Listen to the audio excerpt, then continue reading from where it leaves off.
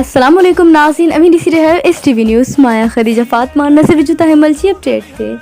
नाज़रीन, जाती खां निसार अहमद समेजो जी report Mujib 6 September यौम दिफ़ा जे मौक़े ते आज़ाद कश्मीर जे बॉर्डर ते 2 जुलाई 2020 ते मुल्क दुश्मननि सां मुआहिदो अटकाईंदे शहादत माणींदड़ सिजावर तालके जे ॻोठ ख़लीफ़ा अहमद में शहीद फ़ौजी जवान परवेज़ अली ख़लीफ़ो वल्द नूर मोहम्मद ख़लीफ़े खे ज़बरदस्त क़िस्म सां लफ़्ज़नि जी भेटा पेश कई वई।